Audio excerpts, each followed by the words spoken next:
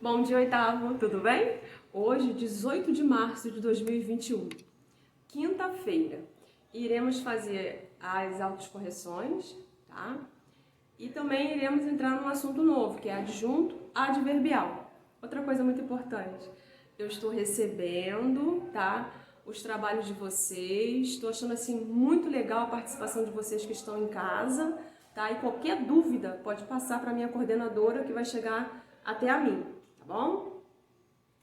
Página, língua portuguesa, 74. Vamos lá. Tem aí, ó, adjunto adverbial, que é junto ao verbo, tá? Vamos lá para segundo parágrafo. O adjunto adverbial é o termo que, na oração, liga-se a um verbo, a um adjetivo ou a outro advérbio, modificando o seu sentido. Vamos para a lousa? Na lousa nós temos aí, ó, os alunos foram ao cinema. Adjunto adverbial, junto ao verbo. E aí? Acha o verbo? Sim, certinho. Foram. Verbo intransitivo. Verbo intransitivo não precisa de complemento. Não é isso? E também eu não posso perguntar o quê? Perguntar foram o quê? Não posso fazer essa pergunta, não é isso? Mas, vamos lá. Quem foram? Os alunos. Os alunos, sujeito. É isso? Bom, então eu já achei ali o verbo, o sujeito e ao cinema. É o quê? Foram aonde? É a pergunta? Não é isso? Ao cinema. Aqui, ó, é uma preposição. Tá bom? Preposição. Aqui é adjunto adverbial de lugar. É isso? Se esse verbo aqui ele não precisa de complemento, mas tem uma circunstância. Qual é a circunstância aqui? Do adjunto adverbial de lugar. Ok? Vamos para o livro? Vamos lá, vamos terminar de ler aí. Número 1. O adjunto adverbial intensifica o sentido da palavra a qual se refere. Primeiro exemplo. Ele corre muito. O muito aí. O muito é o adjunto adverbial de... Ele intensifica, não é isso? Intensifica o sentido do verbo correr. É isso? Muito. Então, ele está intensificando. Ela está bastante cansada. O adjunto adverbial intensifica o sentido do adjetivo. Cansada. Esse intensifica aí faz com que algo se torne mais intenso, tá? Por isso que está em destaque aí o muito, bastante. E a última aí, ó. Ele correu muito, rapidamente. Está em destaque aí, muito rapidamente. O adjunto adverbial intensifica o sentido do advérbio rapidamente. O adjunto adverbial modifica o sentido do verbo correr. Isso. Segundo, o adjunto adverbial indica uma circunstância do processo verbal, quando ocorre, onde e como. Decorei o texto da peça às pressas. O adjunto adverbial indica o modo como a ação foi feita. Está em destaque aí, às pressas. Outra, a apresentação da peça ocorreu ontem. Está destacado aí? Ontem. Então, o adjunto adverbial localiza a ação verbal no tempo. Página 75 tem aí as circunstâncias, né? Na prática, os adjuntos adverbiais podem indicar variadas circunstâncias. Veja alguns exemplos.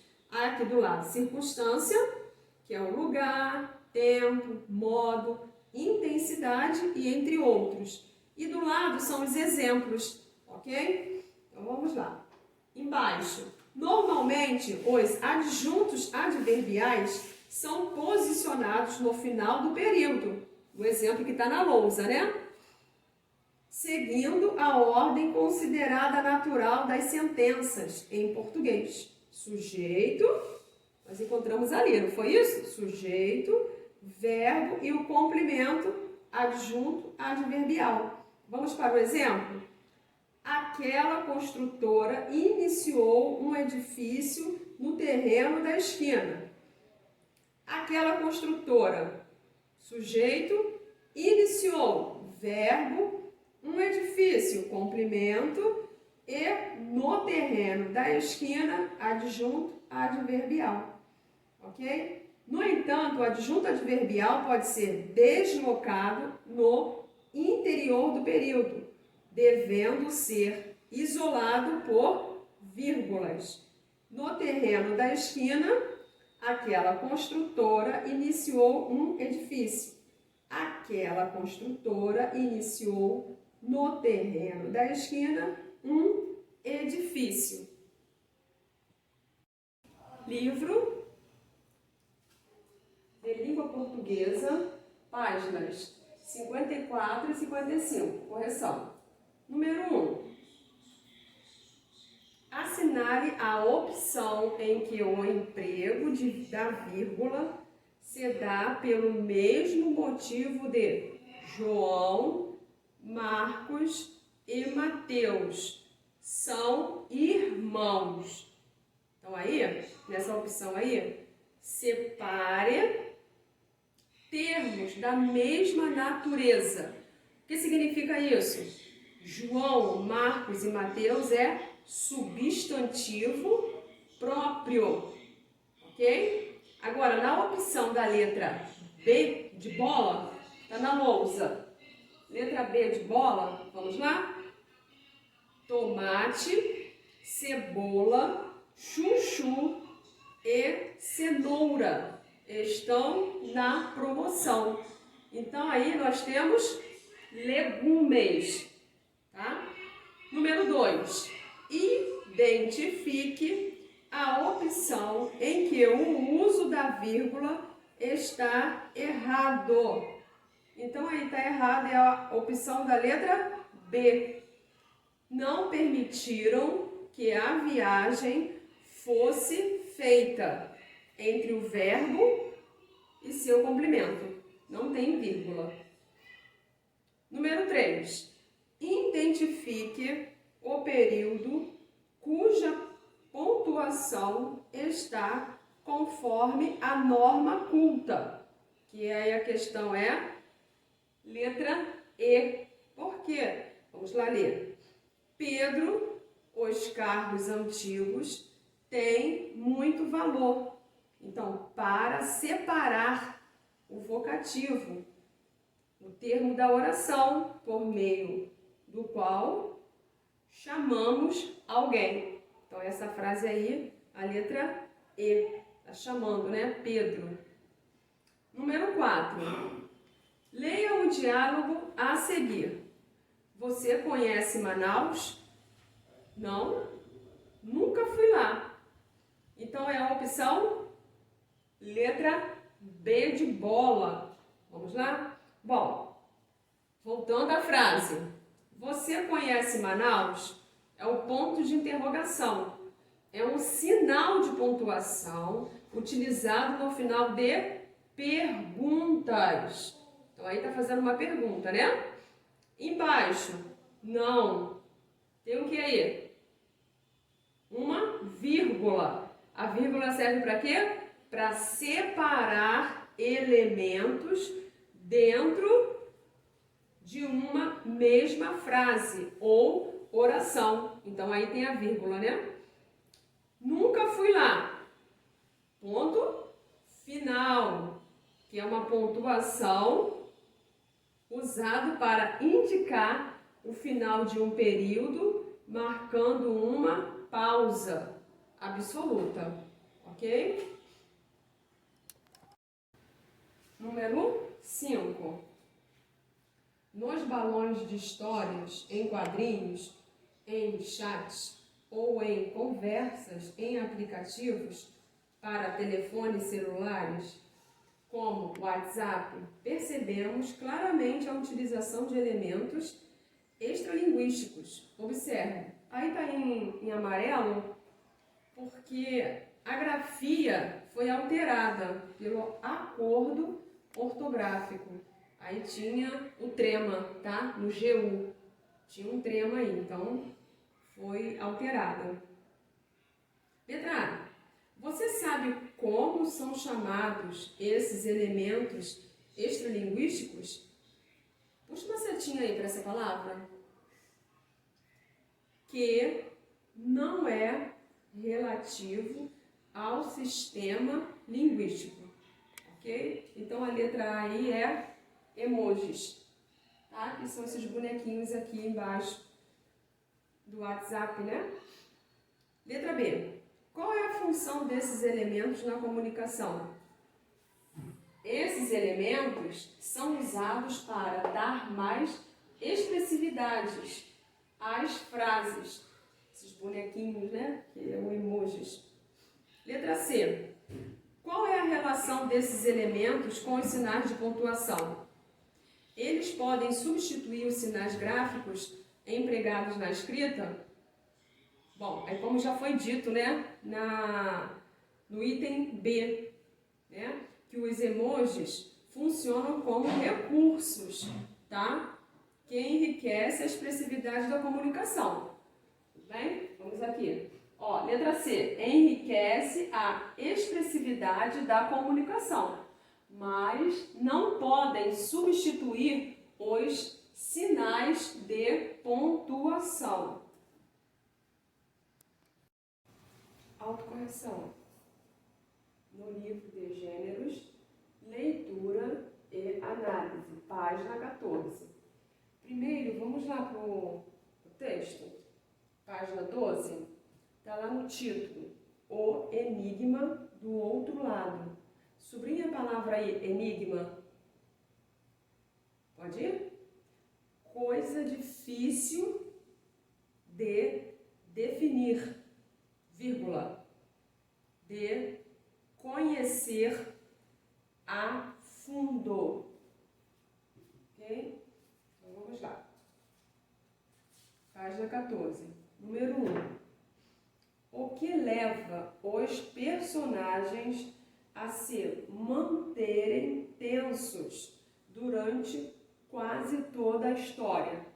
Sublinha a palavra aí, tensos. Nervosa e angustiado. Ou nervoso e angustiado. Ok? Número 1, na lousa. O fato dele não saberem o que acontece com quem passa para outra sala. Então, há uma curiosidade, né? Do outro lado da sala. Página 15. Número 2. Havia como Nanico ser otimista em relação ao que poderia acontecer com ele e com os outros personagens? Bom, aqui está escrito aqui, ó. Não, pois Nanico já tinha a experiência de perder seus irmãos depois que chegaram ao mesmo lugar, onde agora ele e os outros personagens se encontram. Interessante, né? Puxa uma setinha aí na palavra otimista, que é a pergunta, né? Lá em cima.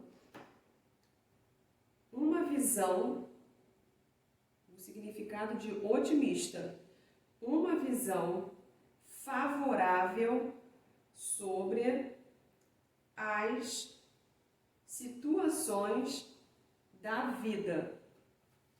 Número 3.